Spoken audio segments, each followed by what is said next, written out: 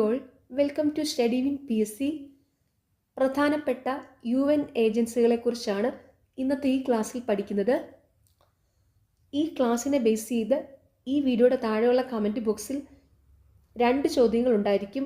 ആ 2 ചോദ്യങ്ങൾക്ക് ഈ ക്ലാസ് മുഴുവനും കണ്ട ശേഷം എല്ലാവരും കറക്റ്റായിട്ടുള്ള ഉത്തരം കമൻറ്റ് ചെയ്യുക. ഇനി വരുന്ന എക്സാമുകളിൽ ഇതിൽ നിന്നുള്ള ക്വസ്റ്റ്യൻസ് ഉറപ്പായിട്ടും പ്രതീക്ഷിക്കാം. അതുകൊണ്ട് എല്ലാവരും നന്നായിട്ട് തന്നെ പഠിക്കുക. ഈ നോട്ട്സ് കളക്ട് ചെയ്തിരിക്കുന്നത് തൊഴിൽ വാർത്തയിൽ നിന്നാണ്. ഓക്കെ, രണ്ടാം ലോക മഹായുദ്ധത്തെ തുടർന്ന് സാർവദേശീയ രംഗത്തുണ്ടായ സുപ്രധാന വികാസം ഐക്യരാഷ്ട്രസഭയുടെ രൂപവൽക്കരണമാണ്. 1945 സ്ഥാപിതമായ ഈ സംഘടനയ്ക്ക് കീഴിൽ ആരോഗ്യം, വിദ്യാഭ്യാസം, ശാസ്ത്രം, സംസ്കാരം തുടങ്ങിയ മേഖലകളിലായി നിരവധി പ്രത്യേക ഏജൻസികൾ പ്രവർത്തിക്കുന്നുണ്ട്. അപ്പോൾ അവയെക്കുറിച്ച് പഠിക്കാം. അപ്പോൾ രണ്ടാം ലോക മഹായുദ്ധത്തെ തുടർന്ന് സാർവദേശീയ രംഗത്തുണ്ടായ സുപ്രധാന വികാസമാണ് ഐക്യരാഷ്ട്രസഭയുടെ രൂപവൽക്കരണം. 1945 ഐക്യരാഷ്ട്രസഭ രൂപവൽക്കരിച്ചത്. അപ്പോൾ ഇതിന് കീഴിൽ ആരോഗ്യം, വിദ്യാഭ്യാസം, ശാസ്ത്രം, സംസ്കാരം തുടങ്ങിയ മേഖലകളിലായി നിരവധി പ്രത്യേക ഏജൻസികളുണ്ട്. അതിനെക്കുറിച്ചാണ് ഇപ്പോൾ പഠിക്കാൻ പോകുന്നത്. ഓക്കെ,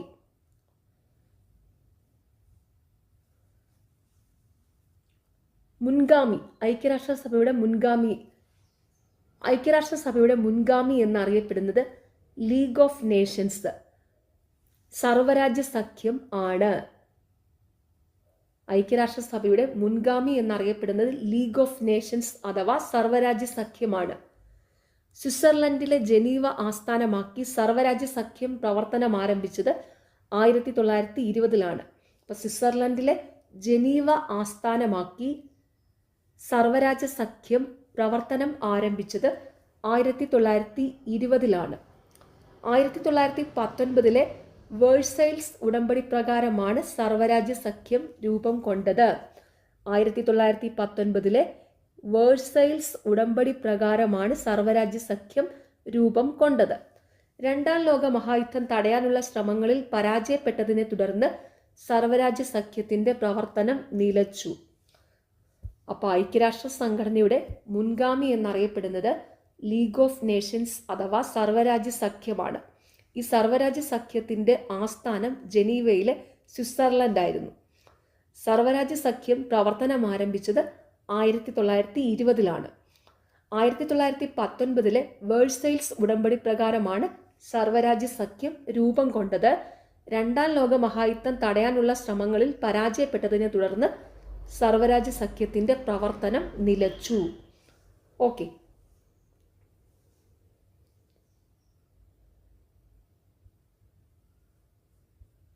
ഐക്യരാഷ്ട്രസഭ ചരിത്രം. 1945 ഒക്ടോബർ 24 ഐക്യരാഷ്ട്രസഭ നിലവിൽ വന്നു. 1945 ഒക്ടോബർ 24 ഐക്യരാഷ്ട്രസഭ നിലവിൽ വന്നു. ഐക്യരാഷ്ട്രസഭയുടെ ആസ്ഥാനം ന്യൂയോർക്കിലെ മാൻഹട്ടൻ ആണ്. ഐക്യരാഷ്ട്രസഭയുടെ ആസ്ഥാനം ന്യൂയോർക്കിലെ മാൻഹട്ടൻ ആണ്. 1945 ഒക്ടോബർ 30 ഇന്ത്യ ഐക്യരാഷ്ട്രസഭയിൽ അംഗമായി. 1945 ഒക്ടോബർ 30 ഇന്ത്യ ഐക്യരാഷ്ട്രസഭയിൽ അംഗമായി. ആദ്യത്തെ സെക്രട്ടറി ജനറൽ നോർവേക്കാരനായ ട്രിഗ്വേലിയാണ്. ഐക്യരാഷ്ട്രസഭയുടെ ആദ്യ സെക്രട്ടറി ജനറൽ നോർവേക്കാരനായ ട്രിഗ്വേലിയാണ്. നിലവിലെ സെക്രട്ടറി ജനറൽ പോർച്ചുഗീസുകാരനായ ആന്റോണിയോ ഗുട്ടറസ് ആണ്. അദ്ദേഹം 9ാമത് സെക്രട്ടറി ജനറലാണ്. അപ്പോൾ ഐക്യരാഷ്ട്രസഭയുടെ നിലവിലെ സെക്രട്ടറി ജനറൽ പോർച്ചുഗീസുകാരനായ ആന്റോണിയോ ഗുട്ടറസ് ആണ്. അദ്ദേഹം ഐക്യരാഷ്ട്രസഭയുടെ 9ാമത് സെക്രട്ടറി ജനറലാണ്. യുണൈറ്റഡ് നേഷൻസ് എന്ന പദം രൂപവൽക്കരിച്ചത് അമേരിക്കൻ പ്രസിഡന്റായിരുന്ന ഫ്രാങ്ക്ലിൻ ഡി റൂസ്വെൽറ്റ് ആണ്. യുണൈറ്റഡ് നേഷൻസ് എന്ന പദം രൂപവൽക്കരിച്ചത് അമേരിക്കൻ പ്രസിഡന്റായിരുന്ന ഫ്രാങ്ക്ലിൻ ഡി റൂസ്വെൽറ്റ് ആണ്. 1942 ജനുവരി 1 ഐക്യരാഷ്ട്ര പ്രഖ്യാപനത്തിലാണ് ഇതാദ്യമായി ഉപയോഗിച്ചത്. അച്ചുതണ്ട് ശക്തികൾക്കെതിരെ ഒരുമിച്ച് പോരാടുമെന്ന് 26 രാജ്യങ്ങൾ ചേർന്ന് നടത്തിയ പ്രഖ്യാപനമായിരുന്നു ഐക്യരാഷ്ട്ര പ്രഖ്യാപനം, ഡിക്ലറേഷൻ ബൈ യുണൈറ്റഡ് നേഷൻസ്. അച്ചുതണ്ട് ശക്തികൾക്കെതിരെ ഒരുമിച്ച് പോരാടുമെന്ന് 26 രാജ്യങ്ങൾ ചേർന്ന് നടത്തിയ പ്രഖ്യാപനമായിരുന്നു ഐക്യരാഷ്ട്ര പ്രഖ്യാപനം. അപ്പോൾ ഇതൊന്നുകൂടി ഒന്ന് വായിക്കാം. ഐക്യരാഷ്ട്രസഭയുടെ ചരിത്രം. 1945 ഒക്ടോബർ 24 ഐക്യരാഷ്ട്രസഭ നിലവിൽ വന്നു. ആസ്ഥാനം ന്യൂയോർക്കിലെ മാൻഹട്ടൻ. 1945 ഒക്ടോബർ 30 ഇന്ത്യ ഐക്യരാഷ്ട്രസഭയിൽ അംഗമായി. ആദ്യത്തെ സെക്രട്ടറി ജനറൽ നോർവേക്കാരനായ ട്രിഗ്വേലിയാണ്. നിലവിലെ സെക്രട്ടറി ജനറൽ പോർച്ചുഗീസുകാരനായ ആന്റോണിയോ ഗുട്ടറസ് ആണ്. അദ്ദേഹം 9ാമത് സെക്രട്ടറി ജനറലാണ്. യുണൈറ്റഡ് നേഷൻസ് എന്ന പദം രൂപവൽക്കരിച്ചത് അമേരിക്കൻ പ്രസിഡന്റായിരുന്ന ഫ്രാങ്ക്ലിൻ ഡി റൂസ്വെൽറ്റ് ആണ്. 1942 ജനുവരി 1 ഐക്യരാഷ്ട്ര പ്രഖ്യാപനത്തിലാണ് ഇതാദ്യമായി ഉപയോഗിച്ചത്. അച്ചുതണ്ട് ശക്തികൾക്കെതിരെ ഒരുമിച്ച് പോരാടുമെന്ന് 26 രാജ്യങ്ങൾ ചേർന്ന് നടത്തിയ പ്രഖ്യാപനമായിരുന്നു ഐക്യരാഷ്ട്ര പ്രഖ്യാപനം അഥവാ ഡിക്ലറേഷൻ ബൈ യുണൈറ്റഡ് നേഷൻസ്.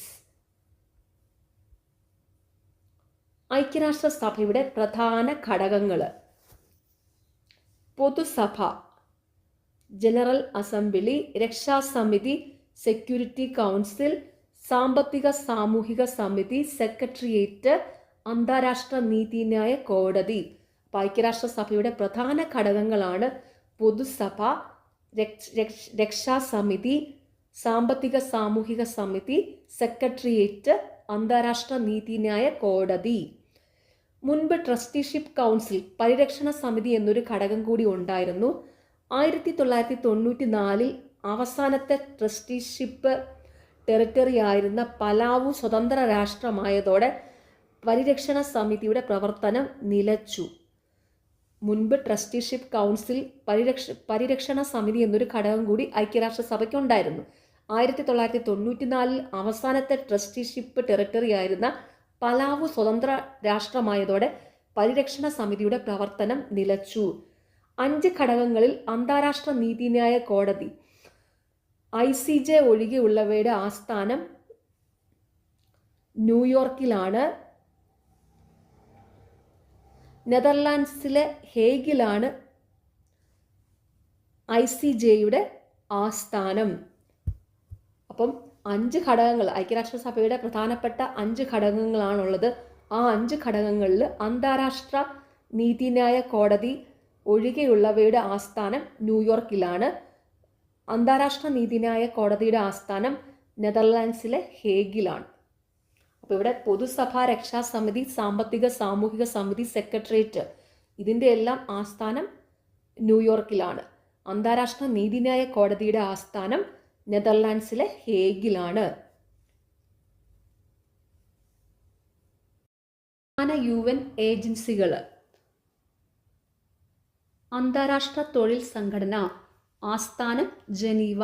ഐക്യരാഷ്ട്രസഭയുടെ ആദ്യത്തെ പ്രത്യേക ഏജൻസിയാണ് അന്താരാഷ്ട്ര തൊഴിൽ സംഘടന, ഇന്റർനാഷണൽ ലേബർ ഓർഗനൈസേഷൻ ILO. തൊഴിലാളികളുടെ അവസ്ഥ മെച്ചപ്പെടുത്തുകയാണ് ഇതിൻ്റെ ലക്ഷ്യം.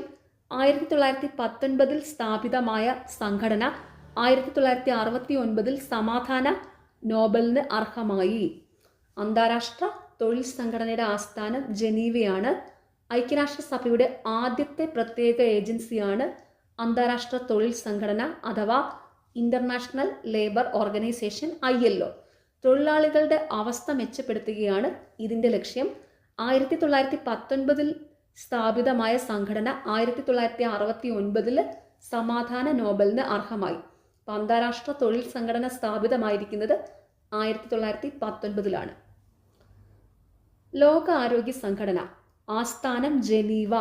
മെച്ചപ്പെട്ട ലോക ആരോഗ്യം കൈവരിക്കുക എന്നതാണ് ലോക ആരോഗ്യ സംഘടനയുടെ ലക്ഷ്യം.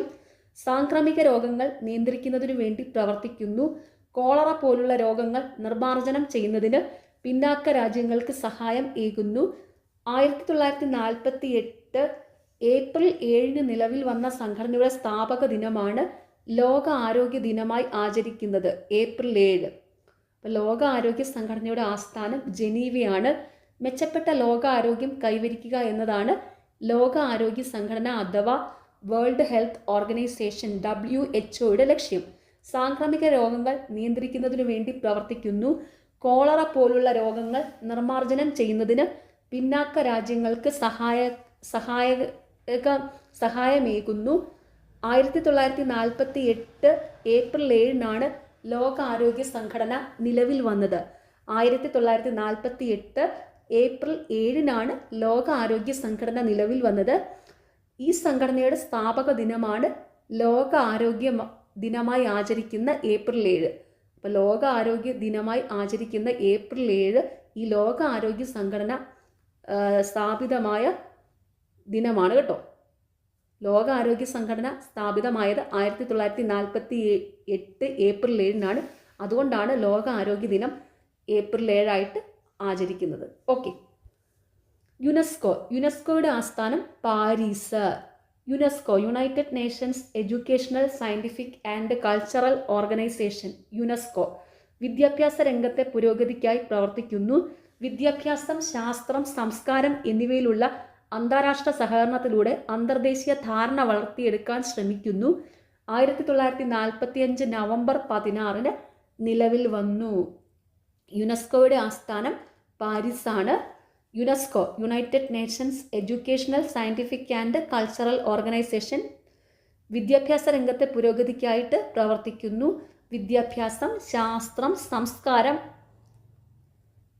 എന്നിവയിലുള്ള അന്താരാഷ്ട്ര സഹകരണത്തിലൂടെ അന്തർദേശീയ ധാരണ വളർത്തിയെടുക്കാൻ ശ്രമിക്കുന്നു. യുനെസ്കോ നിലവിൽ വന്നത് 1945 നവംബർ 16 യുനിസെഫിന്റെ ആസ്ഥാനം ന്യൂയോർക്ക്. കുട്ടികളുടെ ക്ഷേമത്തിനായി പ്രവർത്തിക്കുന്നു. പിന്നാക്ക രാജ്യങ്ങളിലെ കുട്ടികളുടെ ആരോഗ്യം, സാമൂഹിക ക്ഷേമം, ആഹാരം, മാനസിക ആരോഗ്യം എന്നിവ അഭിവൃദ്ധിപ്പെടുത്തുന്നതിനാണ് UN ശിശുനിധി, United Nations children's fund, UNICEF പ്രവർത്തിക്കുന്നത്. 1946 രൂപവൽക്കരിച്ച സംഘടനയ്ക്ക് 1965 സമാധാനത്തിനുള്ള നൊബേൽ സമ്മാനം ലഭിച്ചു. ഐക്യരാഷ്ട്രസഭയുടെ സാമ്പത്തിക സാമൂഹിക സമിതിക്ക് കീഴിലാണ് യുനിസെഫിന്റെ പ്രവർത്തനങ്ങൾ നടപ്പാക്കുന്നത്. അപ്പോൾ യുനിസെഫിന്റെ ആസ്ഥാനം ന്യൂയോർക്കാണ്. കുട്ടികളുടെ ക്ഷേമത്തിനായി പ്രവർത്തിക്കുന്നു. പിന്നോക്ക രാജ്യങ്ങളിലെ കുട്ടികളുടെ ആരോഗ്യം, സാമൂഹിക ക്ഷേമം, ആഹാരം, മാനസികാരോഗ്യം എന്നിവ അഭിവൃദ്ധിപ്പെടുത്തുന്നതിനാണ് UN ശിശുനിധി പ്രവർത്തിക്കുന്നത്. UNICEF United Nations children's fund. 1946 UNICEF രൂപവൽക്കരിച്ചത്. 1965 സമാധാനത്തിനുള്ള നോബൽ സമ്മാനം യുനിസെഫിന് ലഭിച്ചു. UN അഭയാർത്ഥി കമ്മീഷൻ ആസ്ഥാനം ജനീവയാണ്. 1950 ഡിസംബർ 14 UN അഭയാർത്ഥി commission, United Nations high commissioner for റെഫ്യൂഗീസ് UNHCR നിലവിൽ വന്നത്. 1954 1981 സംഘടന സമാധാന നോബലിന് അർഹമായി. ജൂൺ 20 ലോക അഭയാർത്ഥി ദിനമായി ആചരിക്കുന്നു. UN അഭയാർത്ഥി കമ്മീഷൻ ആസ്ഥാനം ജനീവയാണ്. 1950 ഡിസംബർ 14 UN അഭയാർത്ഥി കമ്മീഷൻ അഥവാ United Nations high commissioner for റെഫ്യൂഗീസ് UNHCR നിലവിൽ വന്നത്. 1954 1981 UN അഭയാർത്ഥി കമ്മീഷന് സമാധാന നോബൽ ലഭിച്ചിട്ടുണ്ട്. ജൂൺ 20 ലോക അഭയാർത്ഥി ദിനമായി ആചരിക്കുന്നു. ലോക ബൗദ്ധിക സ്വത്തവകാശ സംഘടന ആസ്ഥാനം ജനീവ. സർഗാത്മക പ്രവർത്തനങ്ങൾ പ്രോത്സാഹിപ്പിക്കുന്നതിനും ബൗദ്ധിക സ്വത്തുക്കൾ സംരക്ഷിക്കുന്നതിനും ആഗോളതലത്തിൽ പ്രവർത്തിക്കുന്ന സംഘടനയാണ് 1967 സ്ഥാപിതമായ ലോക ബൗദ്ധിക സ്വത്തവകാശ സംഘടന, world intellectual property organisation WIPO. ലോക ബൗദ്ധിക സ്വത്തവകാശ സംഘടനയുടെ ആസ്ഥാനം ജനീവയാണ്. സർഗാത്മക പ്രവർത്തനങ്ങൾ പ്രോത്സാഹിപ്പിക്കുന്നതിനും ബൗദ്ധിക സ്വത്തുക്കൾ സംരക്ഷിക്കുന്നതിനും ആഗോളതലത്തിൽ പ്രവർത്തിക്കുന്ന സംഘടനയാണ് 1967 സ്ഥാപിതമായ ലോക ബൗദ്ധിക സ്വത്തവകാശ സംഘടന അഥവാ world intellectual property organisation WIPO. അന്താരാഷ്ട്ര ആണവോർജ ഏജൻസി ആസ്ഥാനം ഓസ്ട്രിയയിലെ വിയന്നയാണ്. ആണവോർജത്തിൻ്റെ സമാധാനപരമായ വിനിയോഗം ത്വരപ്പെടുത്താനും അത് സൈനിക ആവശ്യങ്ങൾക്ക് ഉപയോഗിക്കുന്നതിന് നിരുത്സാഹപ്പെടുത്തുന്നതിനുമായി 1957 സ്ഥാപിച്ച ഏജൻസിയാണ് IAEA, International Atomic Energy Agency. Atom for peace എന്നതാണ് സംഘടനയുടെ പ്രമാണവാക്യം. അന്താരാഷ്ട്ര ആണവോർജ ഏജൻസി. അന്താരാഷ്ട്ര ആണവോർജ ഏജൻസിയുടെ ആസ്ഥാനം ഓസ്ട്രിയയിലെ വിയന്നയാണ്. ആണവോർജത്തിൻ്റെ സമാധാനപരമായ വിനിയോഗം ത്വരപ്പെടുത്താനും അത് സൈനിക ആവശ്യങ്ങൾക്ക് ഉപയോഗിക്കുന്നതിന് നിരുത്സാഹപ്പെടുത്തുന്നതിനുമായി 1957 സ്ഥാപിച്ച ഏജൻസിയാണ് IAEA, International Atomic Energy Agency. Atom for peace എന്നതാണ് സംഘടനയുടെ പ്രമാണവാക്യം. അന്താരാഷ്ട്ര കാർഷിക വികസന നിധി. ആസ്ഥാനം റോം. 1974 ലോക ഭക്ഷ്യ സമ്മേളനത്തിലെ തീരുമാനപ്രകാരം 1977 ഒരു അന്താരാഷ്ട്ര ധനകാര്യ സ്ഥാപനം എന്ന നിലയിലാണ് അന്താരാഷ്ട്ര കാർഷിക വികസന നിധി, International Fund for Agricultural Development IFAD പ്രവർത്തനം ആരംഭിച്ചത്. അന്താരാഷ്ട്ര കാർഷിക വികസന നിധിയുടെ ആസ്ഥാനം റോമാണ്. 1974 ലോക ഭക്ഷ്യ സമ്മേളനത്തിലെ തീരുമാനപ്രകാരം 1977 ഒരു അന്താരാഷ്ട്ര ധനകാര്യ സ്ഥാപനം എന്ന നിലയിലാണ് അന്താരാഷ്ട്ര കാർഷിക വികസന നിധി അഥവാ international Fund for Agricultural Development IFAD പ്രവർത്തനം ആരംഭിച്ചത്. ഭക്ഷ്യ കാർഷിക സംഘടന. ആസ്ഥാനം റോം. ആഹാര സാധനങ്ങളുടെയും കാർഷിക വിഭവങ്ങളുടെയും ഉൽപ്പാദനം വർദ്ധിപ്പിക്കുകയും വിതരണം കാര്യക്ഷമമാക്കുകയും ചെയ്യുകയാണ് 1945 സ്ഥാപിതമായ ഭക്ഷ്യ കാർഷിക സംഘടന ഫുഡ് ആൻഡ് അഗ്രികൾച്ചറൽ ഓർഗനൈസേഷൻ FAOയുടെ ലക്ഷ്യം. ഭക്ഷ്യ കാർഷിക സംഘടന ആസ്ഥാനം റോമാണ്. ആഹാര സാധനങ്ങളുടെയും കാർഷിക വിഭവങ്ങളുടെയും ഉൽപ്പാദനം വർദ്ധിപ്പിക്കുകയും വിതരണം കാര്യക്ഷമമാക്കുകയും ചെയ്യുകയാണ് 1945 സ്ഥാപിതമായ ഭക്ഷ്യ കാർഷിക സംഘടന ഫുഡ് ആൻഡ് അഗ്രികൾച്ചർ ഓർഗനൈസേഷന്റെ ലക്ഷ്യം. UNRWA ആസ്ഥാനം അമ്മാൻ, ജോർദാൻ.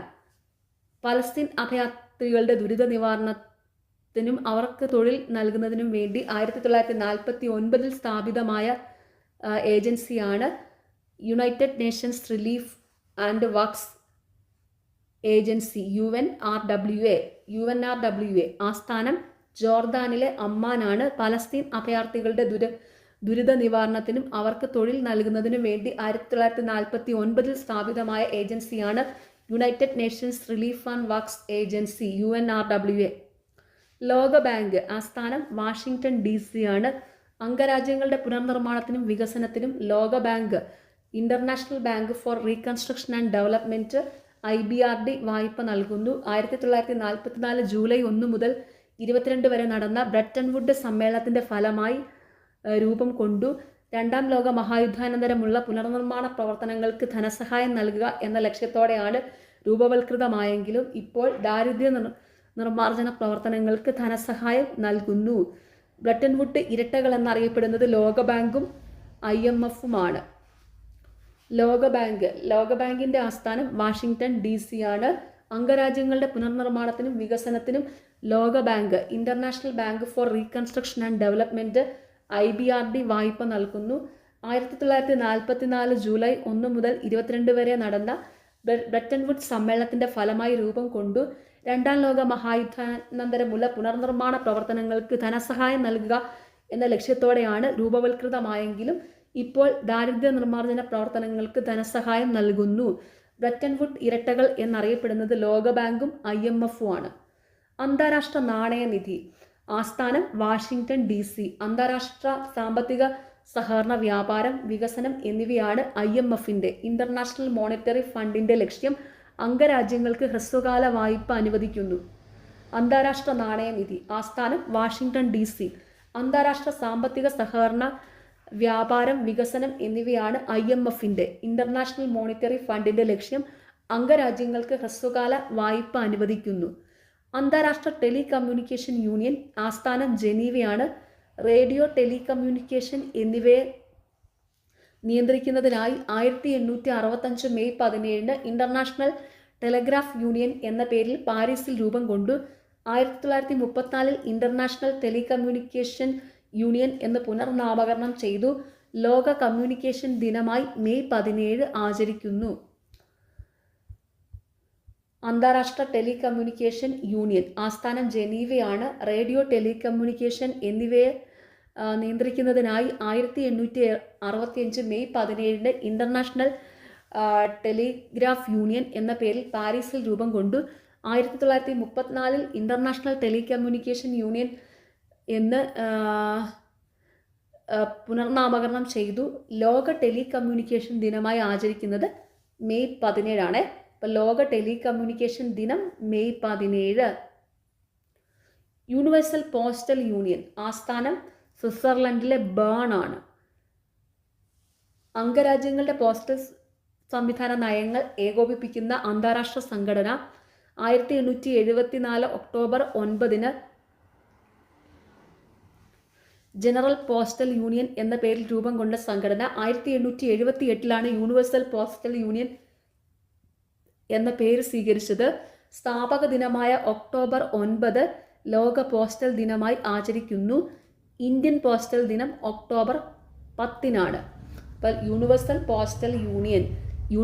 പോസ്റ്റൽ യൂണിയന്റെ ആസ്ഥാനം സ്വിറ്റ്സർലൻഡിലെ ബേൺ ആണ്. അംഗരാജ്യങ്ങളുടെ പോസ്റ്റൽ സംവിധാനങ്ങൾ ഏകോപിപ്പിക്കുന്ന അന്താരാഷ്ട്ര സംഘടന.